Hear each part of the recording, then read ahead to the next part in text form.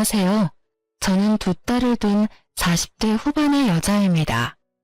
자식에게는 아무리 애정을 쏟아도 늘 미안한 게 부모 마음이죠. 저 역시 가진 것 없는 부모라서 사랑하는 아이들을 너무 고생시킨 것은 아닌가 하는 생각으로 오래도록 지내왔어요. 워낙 준비도 없이 이른 나이에 결혼했고 그마저도 빚이나 다름없던 탓에 신혼을 즐길 여유조차 저희에게는 허락되지 않았어요. 정말 친정 부모님의 희생이 없었다면 그마저도 쉽지 않았을 거예요. 친정엄마가 우리 부부를 물심양면으로 돕겠다고 나서주신 덕에 이악 물고 버틸 수 있었어요. 아이가 생긴 후로는 저를 대신해 다니던 직장까지 정리하고 육아에 전념해 주어서 제가 경력 단절 없이 쭉 직장 생활을 할 수 있었으니까요. 동갑내기인 남편도 첫째가 태어난 후로는 평일에는 공장에서 생산직으로 근무하고 주말에는 일용직으로 막일을 하며 쉼없이 지냈어요. 그리고 밤에는 잠을 줄여가며 공부해 결혼 5년 만에 세무사가 되었답니다. 어디 가서 남편이 세무사라고 말하면 돈 관리 걱정 없겠다. 능력 있고 돈 잘 버는 남편 뒀다. 이렇게 말하곤 하더라고요. 저도 남편이 평생 직업을 얻었다는 것만으로도 앞날이 탄탄대로일 거라 믿었어요.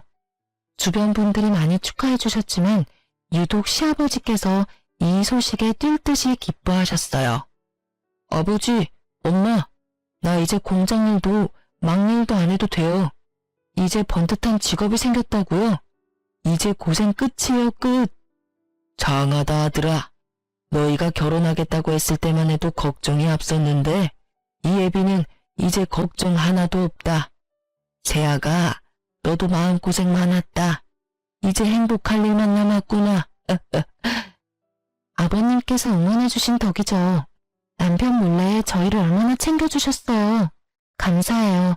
정말 너무 감사드려요. 아니다. 부모가 돼서 너희를 더 챙기지 못해 늘 너희 볼 낯이 없었는데 이렇게 기쁜 소식을 전해주니 내가 우리 아들과 며느리에게 감사할 일이지. 그런데 행복한 일이 찾아오면 그에 반한 일도 겪기 마련인 걸까요? 남편이 세무사가 된 지 얼마 안 돼서 그렇게도 건강하시던 시아버지는 갑작스러운 사고를 당해 별세하셨어요. 앞으로는 좋은 일만 있으리라 믿었던 저희의 믿음은 시아버지의 별세와 함께 무너지고 말았죠. 좋은 소리는 다 듣는 남편의 직업은 그저 허울 좋은 하늘탈이가 되었어요. 시무와 시누의 뒷바라지를 하느라 모아놓은 돈 한 푼 없고 우리 가족이 쓸 생활비도 매번 부족해서 허덕였으니 말이에요. 시아버지의 사별로 홀로 서기를 해야 할 시어머니는 한 번도 자신의 힘으로 돈을 벌어본 적이 없어 무섭다는 이유로 사회생활을 하려고 하지 않았고 나이만 먹었지 여전히 철없이 구는 시누는 자신을 통제하던 시아버지가 없으니 물 만난 고기처럼 하루가 멀다 하고 사고를 쳐댔어요. 아이들이 커갈수록 돈이 많이 드는데 남편이 시댁 챙기겠다고 나서니 우리 가족까지 시댁을 위해 희생해야 했고 어쩔 땐 손해까지 감수해야 했어요. 거기다 시아버지가 세상을 떠난 뒤 그렇게도 자상하던 시모가 마치 다른 사람이라도 된 듯 돌변해서 목소리까지 커지니 감당이 되지 않았어요. 시아버지와 막 사별했을 당시는 시어머니께서 큰 슬픔에 빠져 걱정이 많았는데 마음을 추스르고 난 후에는 온 가족을 주무르려는 독재자에 불과했어요. 시어머니는 시아버지께서 살아생전에는 직장 생활을 하느라 시부모님을 잘 살피지 못하는 제게 바쁘게 일하니 괜찮다고 말씀하시곤 했지만 혼자가 되신 뒤부턴 저더러 이 세상 일은 다 너 혼자 하느냐며 갖은 구박을 하셨어요. 처음엔 혼자라 외로우셔서 그런가 보다고 생각했지만 날이 갈수록 심해졌고 저는 일을 쉬는 주말이라도 자주 찾아뵙기 위해 노력했죠.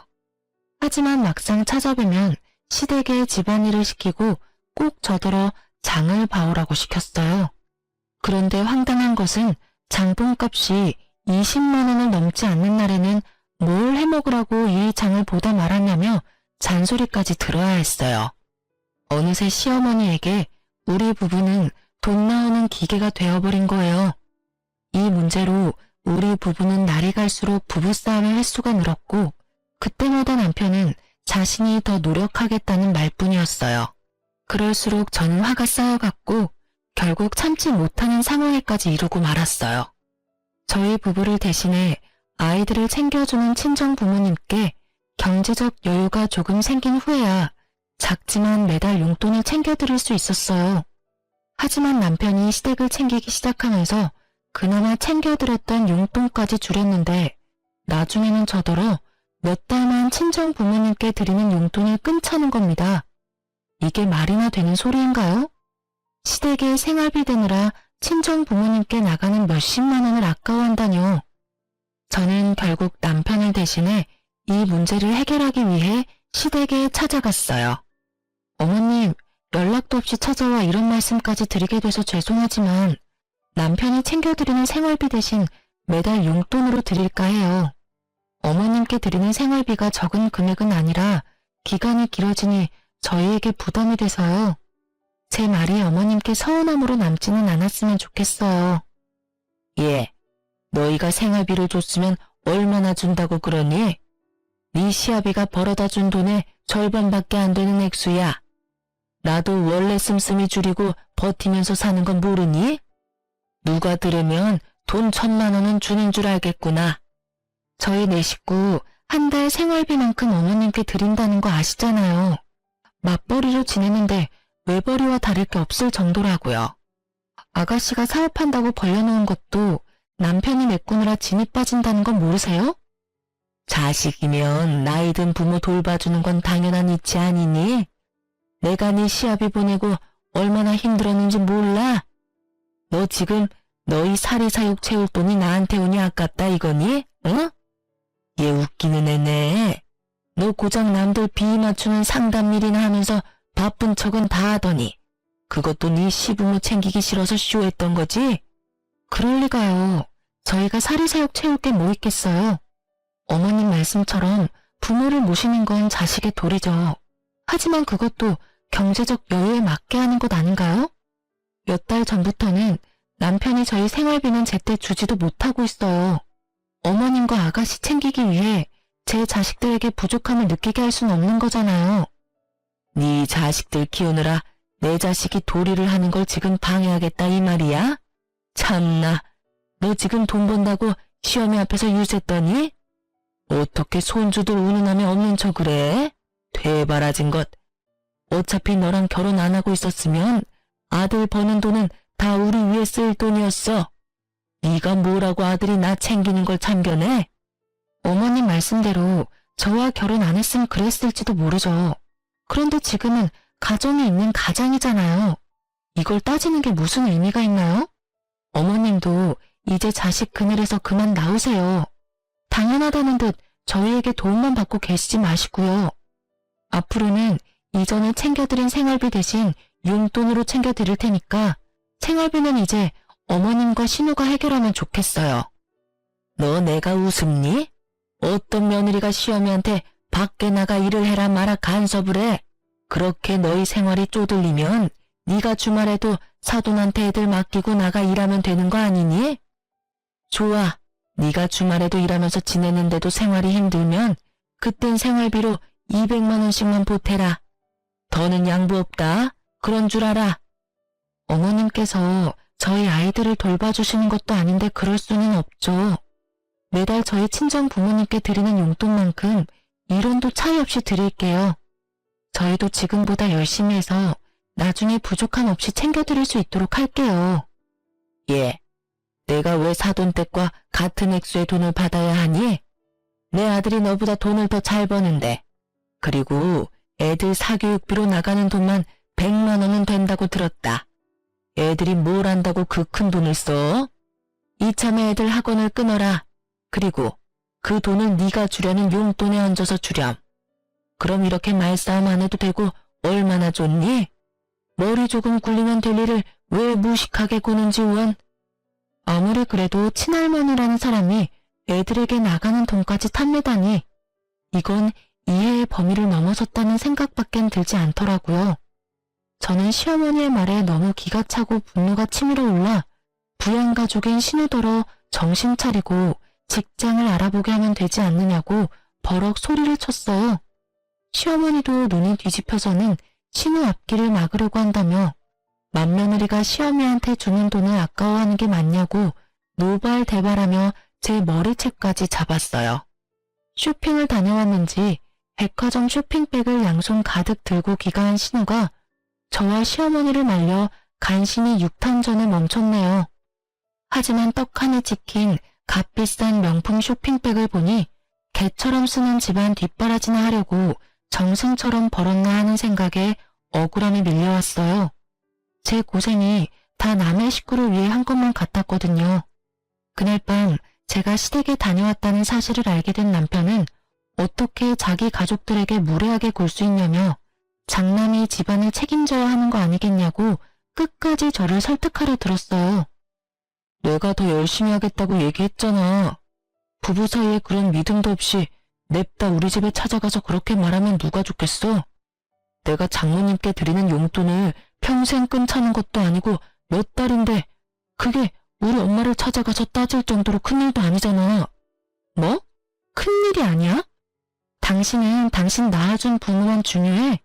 막말로 지금 상황에선 당신네 집안이 짐처럼 느껴지기밖에 더하냐고. 어머님께서 우리 애들을 하루라도 봐준 적이 있어? 매번 말로만 고생한다고 하셨지 우리 위해 뭐 하나 신경 써주신 적 있냐고. 내가 한두 달도 아니고 언제까지 당신 이러는 걸 보고만 있어야 하는데. 아버지 떠나시고 엄마 힘들어하는 걸 같이 봐놓고도 넌 어떻게 이리도 매정하냐? 장모님이 혼자가 돼도 이럴 수 있어? 적어도 당신처럼 미련하게 굴진 않겠지. 엄마가 어머님처럼 자식 그늘에 숨어만 있으려 하지도 않으실 거고. 우리 애들 앞으로 나가는 돈을 아껴서 주라는 할머니가 어딨어? 나 이제 더는 잠자코 못 있어. 우리 코가 석자야. 제발 정신 좀 차려. 여보, 힘든 건 나도 너무 잘 알아. 하지만 내 가족도 이해 좀 해주라. 당신이 가장이자 장남이라고 생각해봐. 나라고 편하겠어? 매일이 전쟁이야. 당신만이라도 좀 내 편에 서서 이해해줘야 나도 숨 좀 쉬지. 당신까지 이렇게 몰아붙이면 나는 어떡하냐? 어? 남편은 역시나 본인이 장남으로서 최대한 역할을 해야겠다며 고집을 부렸어요. 자기도 매일 힘들게 버티는 거라며 아내인 제가 힘이 되어줘야 하는 것 아니냐는 남편에게 제가 무슨 말을 더 하겠어요. 저는 제가 번 돈은 절대 시댁에 쓰이지 않는 것을 약속받고 매달 드리는 생활비도 100만 원만 드리는 걸로 남편과 이야기를 끝냈어요. 그리고 얼마 뒤 남편이 보낸 생활비가 줄어든 것을 본 시어머니는 그 돈으로 어떻게 살라는 거냐며 난리를 쳤어요. 적어도 200만 원은 줘야 따뜻하게라도 둘이 먹고 살지 않겠냐면서 남편에게 우는 소리까지 하더라고요. 남편은 그런 시어머니의 모습에 안절부절 못했지만 저는 절대 굽히지 않았어요. 그러자 도끼 가득 찬 눈빛으로 저를 쏘아보며 바늘로 찔러도 피 한 방울 안 나올 거라며 막말을 퍼부었죠. 그 후 시어머니는 대놓고 저를 더욱 콜드하기 시작했고 나중에는 시댁에 발도 못 들이게 출입을 막았어요. 이게 이렇게 멸시받을 정도의 문제인가 하는 생각이 끝도 없이 들었지만 좋은 게 좋은 거라고 차라리 잘 됐다 싶어 굳이 관계 개선을 하기 위한 노력은 하지 않았어요. 안 좋은 사이일수록 멀리하는 게 서로 좋잖아요. 어차피 미움받은 김에 저는 정말 며느리로서 최소한만 하며 그렇게 지냈어요. 하지만 여전히 남편은 저 몰래 용돈이라는 명목으로 시어머니와 신우에게 돈을 줬고 우리 가정의 생활은 나아질 게 없었어요. 그래도 더는 가타부타 하지 않았죠. 남편이 제 눈치는 보였는지 더는 신우가 큰 사업을 벌리지는 않았거든요. 그리고 빠듯하지만 이전처럼 친정 부모님께 드리던 용돈도 변함없이 챙겨드릴 수 있었어요. 한창 말하기 좋아할 나이인 아이들이 친정 부모님께 우리 부부의 이야기를 위조할 고조할 말한 탓에 친정 부모님께서는 용돈 받는 걸 부담스러워 하셨지만 남편은 자기 가족들 챙긴다고 저러고 있는데 저도 제 가족을 챙겨야겠다는 생각에 고집을 부렸죠. 이렇게라도 해야 제가 덜 화가 나니깐요. 그렇게 아끼고 아끼며 지내기를 수년, 늘 어린이로 멈춰있을 줄만 알았던 우리 딸들이 어느새 커서 사춘기에 접어들었어요. 집이 좁아 안방을 아이들에게 내어주고 작은 방에서 남편과 지내지만 시기가 시기인 만큼 아이들도 자신의 방이 필요하다며 조르더라고요. 친구 누구는 혼자 쓰는 방이 우리 집 안방만 하다. 또 다른 친구는 엄청 호화스러운 집으로 이사를 갔다. 이런 말을 하는 것을 들으면서 참 가슴이 미어졌어요. 그 누구보다 열심히 살아왔음에도 아이들에게 더 나아진 것 없는 모습으로 그저 아이들에게 늘 바쁜 엄마가 된 것 같았거든요. 그래도 딱 하나, 제가 지금도 잘했다고 생각되는 한 가지는 그 힘든 와중에도 한 푼 두 푼 아무도 모르게 모았다는 것이었어요. 장장 20년이라는 세월 동안 말이에요. 없는 형편에 허리띠 졸라매고 살면서도 이 돈만큼은 없다고 여기며 지내왔거든요. 저는 다른 건 몰라도 앞으로도 이 허름하고 좁디 좁은 집에서 살지는 않아야겠다고 다짐했어요. 딸들이 더는 잘 사는 친구를 부러워하며 주눅들지 않았으면 했어요. 그래서 20년 동안 모으고 모은 돈으로 평생 살 괜찮은 집을 사야겠다고 결심하게 됐죠. 그 뒤로 저는 짬짬이 시간을 내서 이사 갈 집을 알아보러 다녔어요. 그렇게 지내기를 3개월, 드디어 제 마음속에 쏙 드는 집을 찾게 되었고 계약까지 하게 되었어요. 그리고 계약서를 받아온 그날 남편과 딸들을 거실에 앉히고 계약서를 보여주며 이사를 할 거라는 사실을 알렸죠. 아주 짧은 시간 정적이 맴돈 뒤는 기뻐 날뛰는 아이들의 모습을 볼 수 있었어요. 남편은 사실 여부를 몇 번이나 확인한 뒤에야 눈물까지 글썽이더라고요. 미련한 자신 때문에 늘 피해보는 가족에게 면목이 없긴 했는지 저를 부둥켜 안고는 자신이 고생만 시켰는데 제 덕까지 보게 되어 미안하고 고맙다면서 한참을 북받친 감정을 추스르기 바빴어요. 이사갈 새 집을 보러 간 날은 집을 샀다는 사실을 알린 그 주 주말이었어요. 초대하지 않은 사람과 함께 구경하러 가게 될 줄은 몰랐지만요. 이사할 집을 가보기로 하고 나갈 채비를 한창 하고 있을 때 갑자기 누군가 초인종을 눌렀어요. 네, 시어머니가 연락도 없이 대뜸 우리 집에 찾아왔던 거예요. 어떻게 알았는지 제가 구태여 말하지 않았음에도 제가 집을 샀다는 걸 이미 알고 계시더라고요. 더 웃긴 것은 저를 못마땅해 하며 시댁엔 오지도 못하게 했던 분이 제 돈으로 집을 마련했다고 하니 어쩜 그렇게 다른 사람처럼 저를 대하시던지 남편에게나 보여주던 살가운 모습으로 제 이름을 사근사근 부르며 말하는데 당혹스럽기까지 하더라고요. 예, 지우 엄마야. 그간 고생 많았다. 우리 며느리가 이렇게 능력 있고 알뜰한 애였다는 걸 다시 한번 새삼 깨닫는구나. 어쩜 이렇게 기특한 며느리를 뒀을까 싶다니까.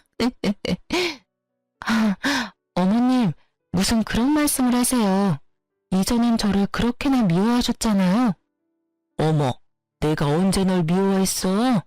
그냥 시댁을 챙기는 게 부담스럽다는 말에 내가 상처를 조금 받아서 서운했던 거지. 내가 섭섭한 마음에 내게 모나게 굴었던 점은 마음에 담아두지 말렴. 내가 생각해도 그때 내가 너무 어리석었다 싶어. 그래 엄마, 서운할 수 있지만 그래도 우리 다 가족인데 좋게 풀려서 다행이다.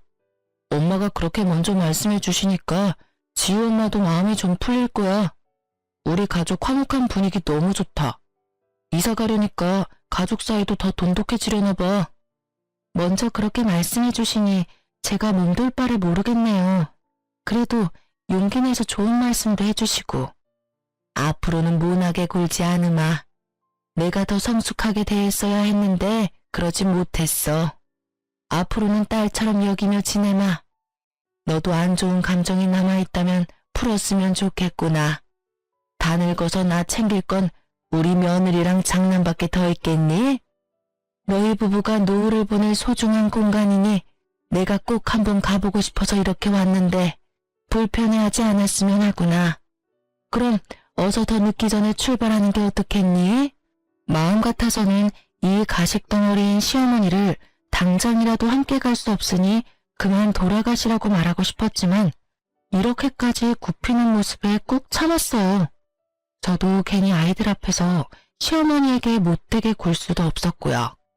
함께 저희 차로 새로 이사갈 집을 향해 가는데 차에서도 내내 우리 부부의 칭찬을 늘어놓기 바빴어요.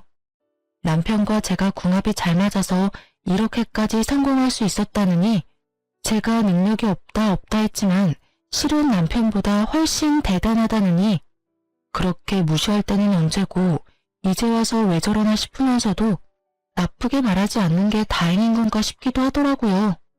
그렇게 속에도 없는 제 칭찬을 늘어놓는 시어머니의 말을 듣다 보니 새 집에 도착했어요.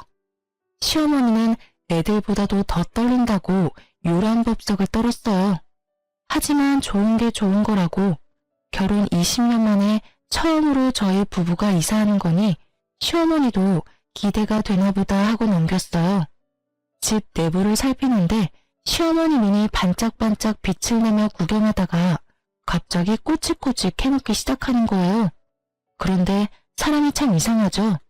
관심이라고 여기고 좋게 생각하려는데 자꾸 시어머니를 볼수록 싸한 기분이 드는 겁니다. 거기다 이 방은 이렇게 쓰면 좋겠고 가구는 이렇게 놓으면 딱 맞다.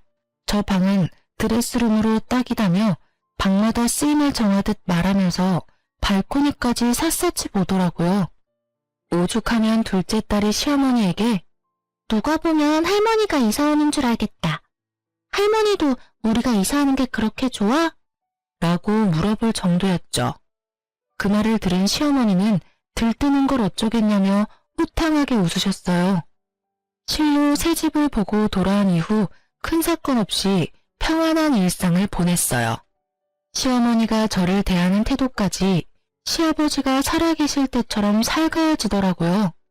그래서 집 구경을 갔던 날 느꼈던 그 불안한 기분은 틀어진 관계에서 비롯된 제 착각이었나 싶더라고요. 지금 생각해보면 착각이길 바랬나 싶네요. 남편과 시어머니가 더 이상 제 가정에 피해를 주지 않으니 점점 제 마음도 풀려갔죠. 온 가족이 이삿날만을 고대하며 그렇게 행복한 마음으로 지냈어요. 뒤에서 시어머니가 어떤 작당모의를 하는 줄도 모른 채 이제야 모든 게 잘 풀리는 것 같다고 바보 같은 생각까지 하면서요. 그러나 어김없이 우리 가족의 이사 당일 문제가 터지고 말았습니다. 한 집에서 20년을 사니 어찌나 짐이 많던지 이삿짐 센터에 사다리차까지 부른 대이사였어요. 그래서 이른 아침부터 준비해 일찍이 짐을 옮겨 차에 싣고 새 집으로 향했죠. 도착해서는 저와 남편이 본격적인 이사를 위해 현관문을 열어두려고 불이 나게 새 집으로 올라갔어요. 그러곤 들뜬 마음으로 현관 도어락을 누르는데 무슨 일인지 자꾸 틀렸다는 소리만 날 뿐 문이 열리지 않는 거예요. 남편과 저는 당황스러움을 감추지 못했어요. 저번 집 구경을 왔을 때 우리 가족만 알 수 있도록 비밀번호를 바꾸고 여러 차례 확인까지 했기 때문에 부동산에 물어볼 수 없는 노릇이었거든요. 남편과 제가 번갈아 해보았지만 굳게 닫힌 문은 열리지 않았고 5번 정도 틀리니 처음 듣는 소리가 한참을 울리다 멈췄어요. 그런데 그 소리가 멈추고 5분쯤 흘렀을까요? 절대 열리지 않던 현관이 안에 있는 누군가에 의해 맥없이 열렸고 곧 집에서 나온 사람을 보고 저는 기함했어요. 마치 자기 집인 듯 누가 이렇게 시끄럽게 하냐며 성이 잔뜩 난 목소리를 하며 나온 사람은 바로 신우이였죠. 그렇게 뻔뻔하게 우리 집에서 나와서는 한다는 말이 가관이었어요. 누가 아침부터 이렇게 시끄럽게 굴어? 뭐야, 오빠랑 새언니네? 이른 아침부터 무슨 일이에요? 남의 집 도어락은 왜 그렇게 눌러대서 사람 잠을 다 깨워요? 아가씨가 왜 내 집에서 나와요? 이게 다 어떻게 된 일이에요? 도대체 어떻게? 누가 보면 진짜 언니네 집인 줄 알겠네. 상황 파악이 안 되나 본데 지금 내 집에 쳐들어오려는 모양새인 거 모르겠어요? 그게 무슨 소리야? 분명 엄마도 우리가 이사올 새 집이라고 같이 구경까지 왔었는데 너 지금 이게 뭐 하는 짓이야? 아, 어떻게 이렇게 앙큼한 짓까지 하실 수 있지? 어쩐지 사람이 갑자기 변하면 죽을 때가 된 거라던데 왜 그렇게도 미워하고 나에게 갑자기 태세 전환을 했나 했더니 이런 꿍꿍이었어. 아가씨, 당장 내 집에서 나가요. 나가라고요. 당신 그게 무슨 소리야? 꿍꿍이라니. 당신은 지금 상황 파악이 안 돼? 어머님이 우리랑 같이 구경하겠다며 왔던 날 다 이러려고 따라왔던 거잖아. 나한테 이빠른 소리까지 해대면서 띄워주고 안심시켰던 게 다 신우한테 우리 집 뺏어서 주려고 했던 거라고. 진짜 지긋지긋하다. 아가씨, 뭘 구경하고 서 있어요? 당장 짐 챙겨서 돌아가라니까요? 내가 왜 그래야 하는데? 여기 내 집이야. 내 집이라고. 세연이나 다시 그 허름하고 좁아터진 집으로 돌아가요. 내 집에 한 발짝이라도 들어오면 주거 침입으로 신고할 줄 알아? 감히 앞으로 내가 살 내 집에 쳐들어오려고? 어림도 없지. 신우는 자기 집이라며 우기면서 되려 그 집에 들어가려는 저를 주거 침입자 취급까지 해댔어요. 저는 그제야 이사집을 구경하러 온 날 시어머니가 따라와서 그렇게도 설레고 기뻐했던 이유를 알게 되었어요. 제가 말해주고 나서야 눈치를 챈 남편은 땅 꺼질 듯이 한숨만 푹푹 내쉴 뿐이었어요. 저는 참을 수 없는 분노에 휩싸여 무작정 시어머니에게 전화를 걸어 지금 이곳으로 오라고 노발대발했고, 그런 저에게 어떤 며느리가 시어머니를 오라가라 하냐며 제게 막말을 퍼부어댔어요. 하지만 저는 아랑곳하지 않고 시모에게 신우가 길바닥에 나앉는 꼴을 보고 싶은 게 아니라면 당장 오라고, 30분 안에 오지 않으면 그땐 경찰 부르겠다고 따졌어요. 시어머니는 그래도 자기 딸이 쫓겨날까 걱정은 됐는지 정말 딱 30분 만에 오더라고요. 저는 시어머니를 보자마자 어떻게 된 일인지 직접 자초지종을 설명하라고 언성을 높였어요. 염치 없는 사람으로 치자면 따라올 자가 없을 정도인 시어머니는 이 상황에서도 당황스러운 기색조차 없이 되려 저를 향해 소리를 지르기 바빴어요.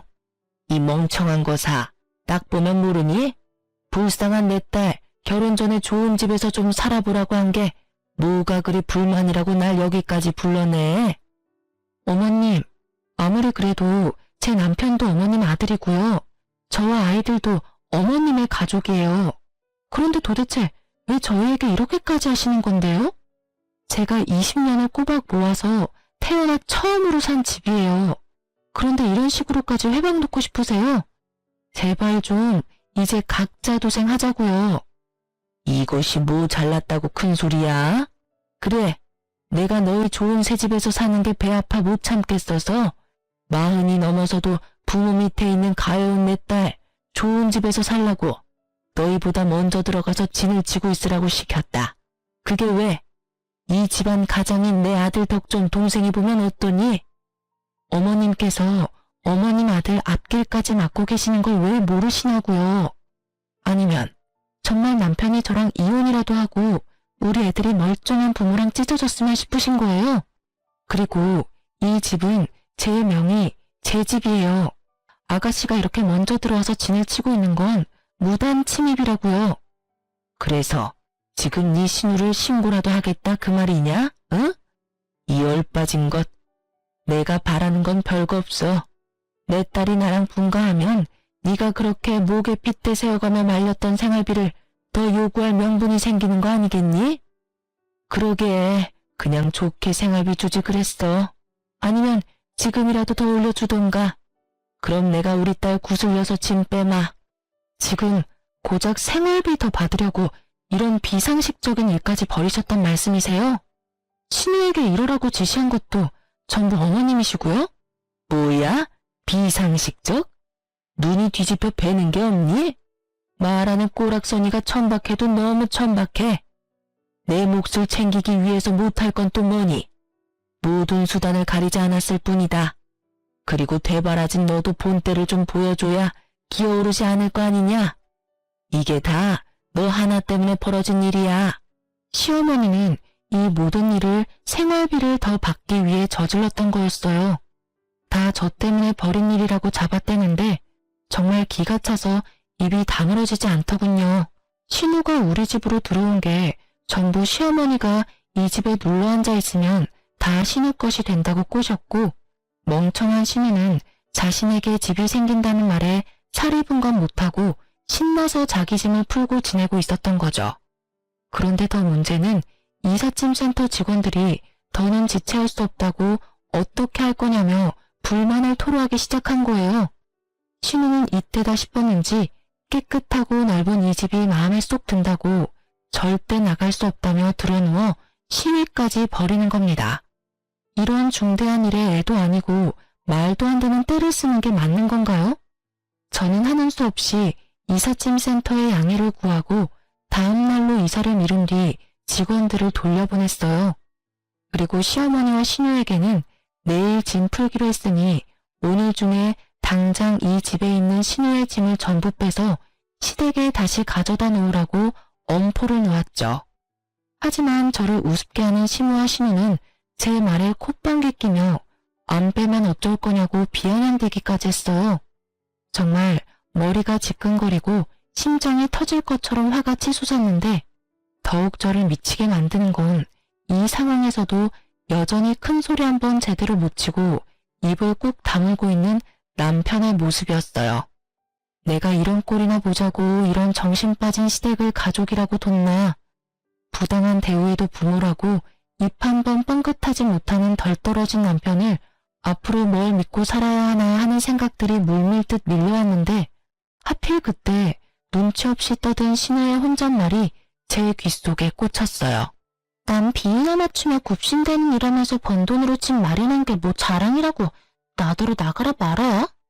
자기가 내 오빠 아니면 능력 있는 남자를 만날 수나 있는 줄 아나. 우리 오빠가 세무사가 됐으니까 푼돈이라도 한 푼 두 푼 모아서 이 집 산 거면서. 원래 없이 살았으니까 주제에 맞게 그 집에서 쭉 살지 무슨 이사를 하겠다고. 저는 신우의 말에 머리보다 몸이 먼저 움직여 신우의 머리채를 잡고 말았어요. 결국 신우와 시무를 상대로 몸싸움까지 벌이게 되었고 남편과 딸들까지 나서서 간신히 멈췄지만 제 분은 풀리지 않았어요. 저는 더는 말 섞고 싶지도 않고 한 공간에 함께 있고 싶지 않으니 당장 신우 짐을 싹 가지고 이 집에서 썩 꺼지라고 소리쳤어요. 그러고는 짐 빼기 전까지 한 발짝도 움직이지 않겠다고 마음먹었어요. 하지만 신우와 시어머니는 제 말을 들은 척도 하지 않고 괜한 힘만 빼서 허기가 진다며 식사하러 가버렸죠.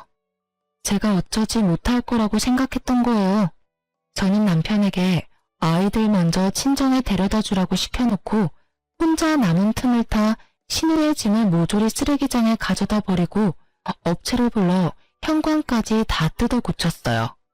뭘 하다 왔는지 해질녘에야 신우와 시어머니가 돌아왔어요. 하지만 바뀐 도어락 덕에 집안으로 발도 들이지 못한 채 한참을 복도에서 난리만 치다 다음날 다시 올 테니 두고 보라고 소리친 뒤 돌아갔어요. 저는 미리 이삿짐 센터에 다음날 짐 옮기는 것을 일찍 했으면 한다고 부탁했고 다행히 우리 때문에 꼬인 일정이 있었다며 이삿짐 센터에서도 흔쾌히 수락해줘서 다음날 시댁 식구들이 쳐들어오기 전에 이사를 모두 마칠 수 있었어요. 남편 짐은 고스란히 시댁으로 다시 보냈는데 그때 잠이 섞였는지 남편이 제게 연락해 이게 어떻게 된 일이냐고 연락이 오더라고요. 저는 내 집에는 당신을 포함해 당신의 가족들은 한 발짝도 들일 수 없으니 그런 줄 알라고 말한 뒤 전화를 끊어버렸죠. 그제야 남편은 위기감을 느꼈는지 세수도 안 한 얼굴로 찾아와서는 제게 잘못했다고 싹싹 빌었어요. 여보, 당신 왜 이래? 문 좀 열어봐. 우리 대화로 풀자, 응? 내가 잘못했어. 내가 당신의 편에 섰어야 하는데 미안해. 앞으로는 절대 이런 일 없도록 내가 잘 처신할게.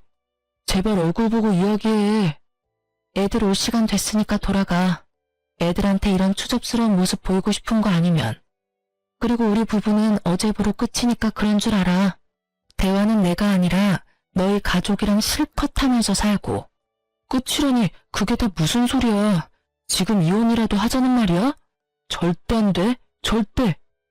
당신이 많이 화가 나서 욱하는 감정이 이러는 거잖아. 진심 아니라는 거 다 알아. 그럼 내가 내일 다시 올게. 그때까지 마음 다독이고 나서 천천히 대화하자. 내일도 모레도 쭉 당신 낯짝은 이제 꼴도 보기 싫으니까 내 집에 찾아올 생각하지 마. 내 진심을 곡해하지도 마. 나 이제 당신이랑 부부로 살기 싫어. 당신 가족들 때문만 아니라 당신한테 질려. 이혼해. 화가 나서 마음에도 없는 말을 하는 거라며 부정하는 남편이 왜 이리도 멍청하게만 보이던지. 매사에 어물쩍하게 시댁 식구와 우리 가족 사이에서 저울질하던 남편이 꼴도 보기 싫어서 문도 안 열어준 채 인터폰으로 이혼 선언을 해버렸어요. 남편은 이혼하자는 말을 듣고는 울먹거리면서 안 된다고 애원하는데 이미 정이 떨어져 버린 후라 그런지 그 모습조차 소름 끼치더라고요. 저는 그런 남편에게 더는 내 남은 인생에 당신과 시댁은 끼워놓고 싶지 않다고 말했죠. 그런데 남편은 이 말을 듣고 갑자기 돌변해서는 현관을 미친 듯이 두드리며 소리쳤어요. 자식 생각은 안 하고 자기 인생만 생각하는 주제에 뭘 잘났다고 이혼을 입에 올려? 여유 생기니까 나를 짐짝 취급하는 거 아니야? 그래서 내치는 거 아니냐고. 당신만 20년을 고생하면서 살았어? 나도 당신 눈치 보랴 엄마 눈치 보랴 마음 편할 날 없이 아등바등 살아왔잖아. 그런데 이제 와서 뭐라고? 다 이러려고 그렇게 이악 물고 내 동생 내쫓은 거지? 문 열어. 문 열라고. 이제 당신 마음대로 생각해 그럼. 내 집에 무단으로 침입해서 짐까지 풀고 지낸 건 당신 동생이야. 난 내 집을 찾을 권리가 있는 거고. 내가 이런 수모를 겪으면서 언제까지 당신 가족들을 참아줘야 하는데? 남편인 당신도 아무것도 안 하고 방관이나 하고 있는데 내가 뭐하러 당신과 부부관계를 이어가고 남보다도 못한 당신 엄마랑 동생을 가족으로 여기며 살아야 하느냐고. 나도 이제부턴 내 아이들, 내 부모만 챙기면서 살 거야. 네가 혼자 네 부모한테 효도한답시고 우리 힘들게 할 때 나는 차마 내 부모님한테 못했던 효도 나도 이제부터라도 하면서 살 거라고. 그러니까 이혼해. 이혼하자고 제발. 그럼 너도 내가 내 부모 챙길 때 네 부모 챙기지 그랬어. 왜 다 내 탓을 하려고 두는 건데? 네가 못한 건 네 탓이지 내 탓이 아니야. 우리 애들 때문이라도 이혼은 절대 안 돼. 이왕 이렇게 된 거 며칠 애들이랑 시간 보내면서 잠시 생각 정리하고 다시 대화해. 남편은 성인한 성은 다 내놓고 이혼은 안 된다며 인심 쓰듯 생각 정리할 시간을 주겠다고 말하곤 돌아갔어요. 하지만 저는 아랑곳하지 않고 아이들에게 이혼에 관한 설명한 후 동의를 얻고 곧장 이혼소장을 날렸습니다. 그런데 얼마 후 이혼소장을 본 시어머니가 남편보다도 먼저 제 집에 찾아와서는 깽판을 쳤어요. 여태 내 아들 개고생은 다 시켜놓고 뭐? 이혼? 돈 걱정 끝나니까 내 아들을 버리겠다 이거냐? 뭐 이런 게 다 있어? 벌레만도 못한 것이 뻔뻔해도 정도가 있지. 소송 취하해. 양심도 없이 니깎게 이혼은 무슨 이혼이야? 엄마라는 것이 자식한테 죄 짓는 건 줄도 모르고. 어머님, 제가 오늘 이렇게 어머님을 마주한 이유는 그딴 소리나 들으려고 한 게 아니라 그래도 이혼을 앞둔 입장에서 마지막 예의라도 차리기 위함이에요. 이혼은 어머님이 아니라 남편과 하는 거니까 가타부타 하지 마세요. 저희 부부 이혼하겠습니다. 반대를 하시려거든 남편에게나 이야기하세요. 야, 이 되바라진 게 지금 뭐라고 주둥이를 놀리는 거야? 시어머니는 자기 분에 못 이겨 제게 마구잡이로 손을 휘두르며 듣기 거북한 막말을 쏟아냈어요. 저는 이제 정말 끝이라는 마음으로 큰 반항은 하지 않았어요. 그렇게 한참 동안 저를 괴롭히던 시어머니는 저더러 사람도 아니라며 한 번만 더 이혼 얘기를 들먹이면 그땐 진짜 가만두지 않겠다고 경고하고는 돌아가셨어요. 거울에 비친 제 몰골은 암담하더군요. 하지만 괜찮았어요. 저는 시어머니가 제게 한 막말을 전부 녹음한 파일을 챙겨 병원으로 향했고 치료받은 진단서를 떼서 곧장 시어머니를 신고했어요. 그런데 못된 시어머니와 남편은 간사하기까지 했어요. 제가 신고했던 사실에 겁이 났는지 남편은 그제야 제게 와서는 앞으로 시무와 신우를 안 보고 살겠다며 약속할 테니 이혼소송 취하하고 시무를 신고한 것도 제발 합의해달라며 눈물로 호소하더라고요. 시어머니도 다 늙은 자신의 앞날이 걱정됐는지 문제가 커졌다는 것을 알고는 제게 무릎까지 꿇고 손이 발이 되도록 용서를 구하더군요.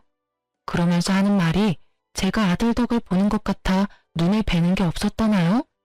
더 이상 저희 부부에게 돈 달라는 말도 하지 않겠다는 뻔뻔한 거짓말까지 하는데 우습기 짝이 없더라니까요. 뭐든 때가 있는 건데 왜 그걸 여태 알지 못했는지. 처량한 두 모자의 신세를 보고 있자니 한심할 뿐. 긴 세월 겪은 멸시와 차별도 모자라 제가 힘들게 산 아파트까지 공짜로 가져가려 했던 몰상식한 인간들을 용서할 마음은 눈꼽만큼도 들지 않았어요.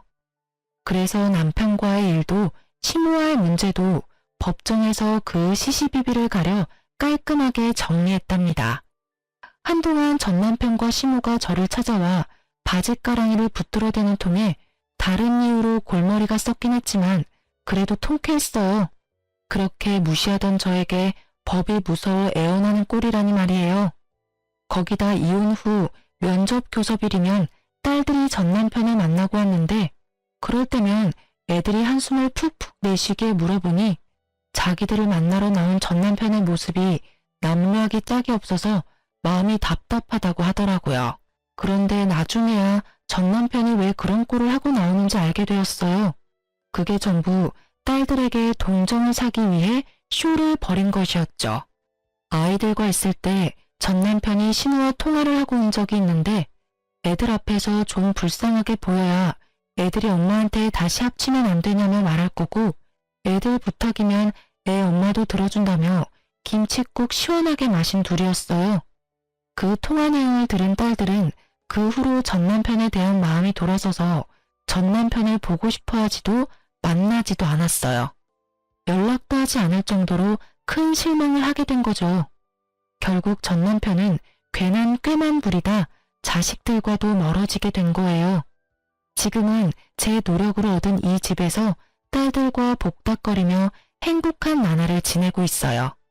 긴 세월 텔레마케터로 일한 덕에 얼마 전 좋은 곳에서 스카우트 제의라는 것도 처음 받아보았네요.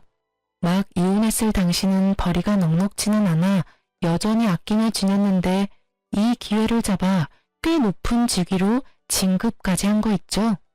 이제는 그 누구도 제게 무능하다고 손가락질 못할 만큼 능력 있는 엄마가 되었어요. 아이들에 대한 걱정이 많았지만 제 걱정이 무색할 정도로 우리 아이들은 밝고 씩씩하게 자신들의 삶을 개척해 나가는 중이랍니다.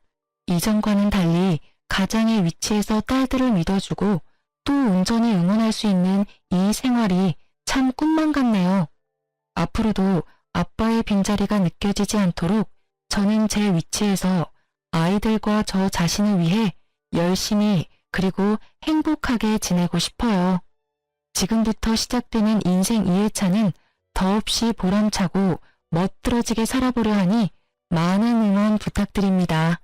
모두 행복하세요.